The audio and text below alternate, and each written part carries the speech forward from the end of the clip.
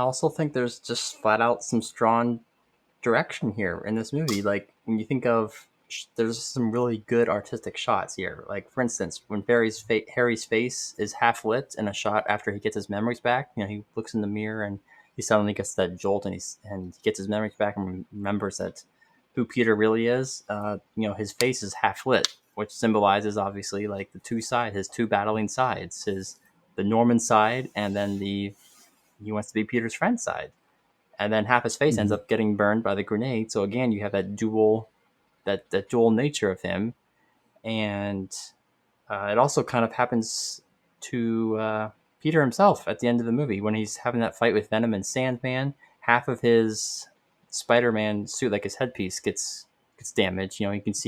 you can see half his face underneath the suit, and that even That that I happens think in all the movies. does it. Does it happen in all the movies? Yeah, you may be right. It's You're kind of right. like a It joke. He does. It loses does. part of his mask. His mask like gets blown off his face in like all the movies. You're right. Because I remember Like he having with the loses his Norman. face. Like it. Yeah. Well, in this movie, Yeah, I think it happened with the it's Norman fight. It happens with Doc Ock. yeah. I think it also It's just not. It shows. doesn't belittle the point that you're trying to Yeah. make. It does Yes. show like It's the a duality of the character, yeah. Yeah. I think it kind of but it's just kind symbolizes. of funny that it happens. Yeah. Happens frequently. But yeah, I think it just showed symbolizes his two sides that he's battling in the movie, his egotistical side and his human side. And I think it's important whenever he rescues MJ and he asks if she's okay, she sees his actual face when he asks her that. I just think it's a good moment because she can actually see how genuine he is by seeing his face.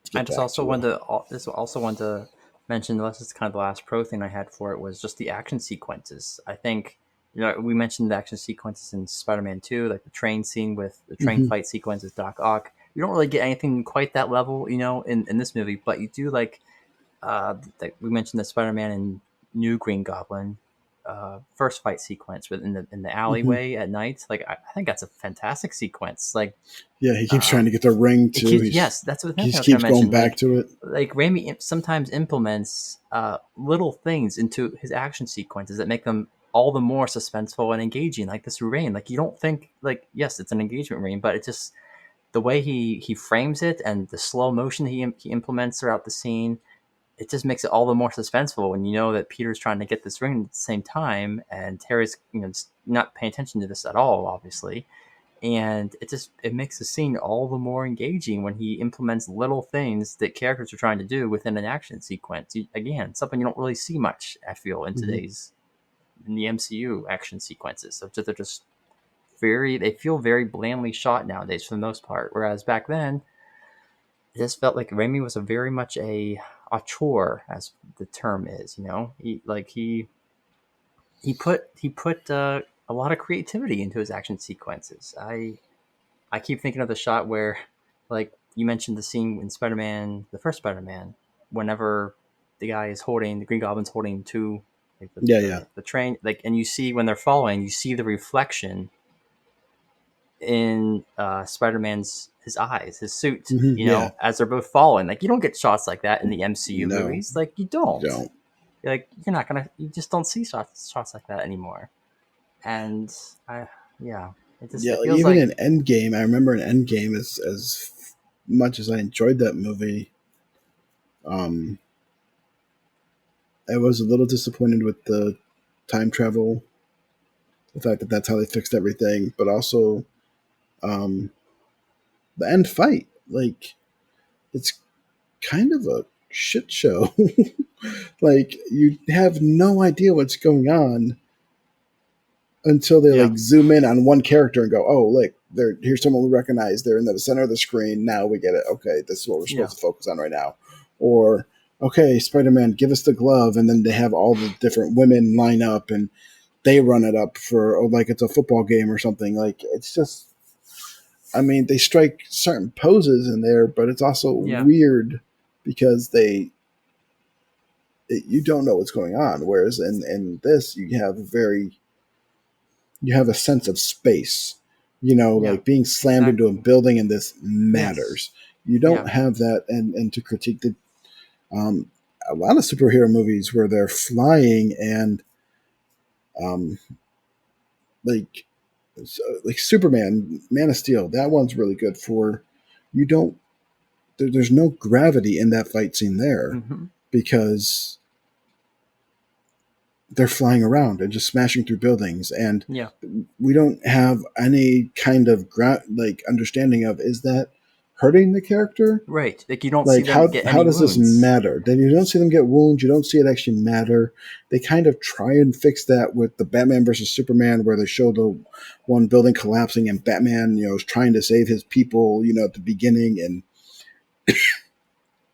excuse me, they try and make up for it, but it doesn't change the fact that it doesn't matter. Whereas Spider-Man's getting his butt handed to him. He's practically dead, Yeah. and like even at the end of the last fight scene in this movie, they got him pinned down with the thing wrapped around his Yes. neck, Yeah. and Sandman's just wailing on him, and like everyone in the audience is cringing. Like the people are sitting there Below. cringing Yeah. because they're like, "Oh my gosh, like this is hard to watch."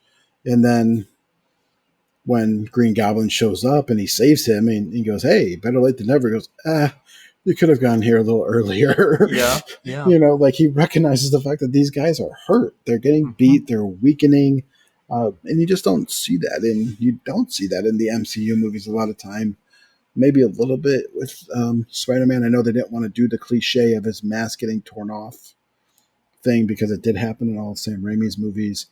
But you don't see any of them really getting They don't. that beat up or that suffering, Yeah. especially when it comes to people like Thor and stuff. Like, yeah, he lost his eye at the beginning of the movie, or what was that at the end? I don't know. Like he I think it loses was. eye Yes. Towards in the end, I think.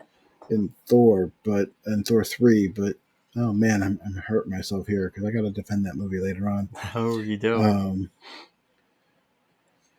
but yeah, they too many punchlines. They Yeah. take away the gravity of the moments with their That's been my jokes a frustration. lot of time with MCU. The second they try to get serious, they have to cancel it all out and whip out a funny punchline to erase any kind of emotional depth that they were, hinting at they were going to do. They have to quickly whip Yeah, out a funny line to make it so that, oh nope, just kidding. We are actually MCU. We are going to make this a very lighthearted thing. Don't worry, we're not going to get too serious here.